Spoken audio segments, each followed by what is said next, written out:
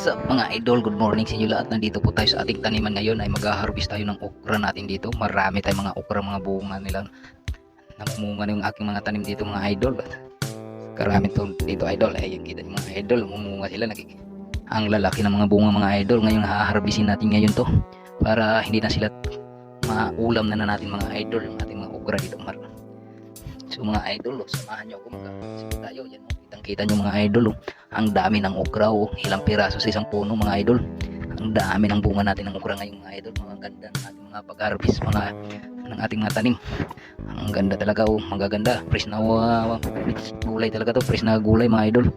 Saka na mamulaklak na yung aking mga ibang okra. Habang namumulaklak, tuloy-tuloy yung bunga na pababa. Saka yung aking mga ampalaya dyan mga idol, kita nyo, konti lang naman itong aking taniman dito idol. Ito mini farm lang mga idol. Idol, samahan nyo ako ay mag-harvest po tayo ng ating mga okra. Bilisan po natin ito. Samahan nyo ako mga idol ha. Huwag kayo, kung hindi pa kayo nakapag-follow nito sa Kabady TV natin, mag-follow na po kayo para updated po tayo. Kahit minsan lang po tayo nag-upload dito sa ating mga video. Kaya ngayon ay dito ko sa aking mga mini farm na maraming gulay tayo dito ma-harvest mga idol.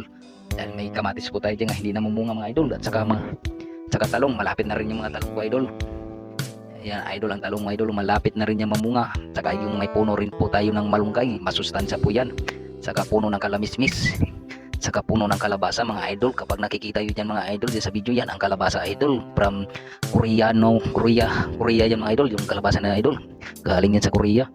Yan ay maganda kapag nabuhay yan dito, namumunga yan dito, mas maganda yan nating at saka yung ating ampalaya idol, galing yan Amerika yan idol, American ampalaya po yan mga idol.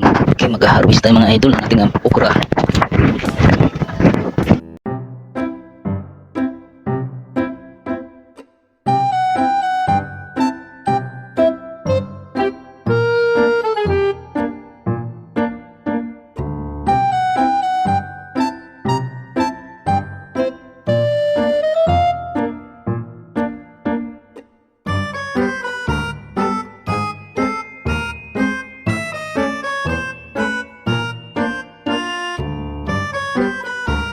Ito na mga idol, naubos ko na yung mga okra ko. Ito na naanig mga idol. Ang dami tayo naanig ngayong okra idol. Namunga na yung ating mga okra na tayo'y naka-harvest na rin kahit paano. Kahit sa araw-araw natin pagdilig, binigyan naman tayo ng biyaya mga idol. Pasalamat po tayo sa Panginoon at sa okra natin kahit gaano kainit ay tuloy pa rin yung kanyang pamumunga mga idol.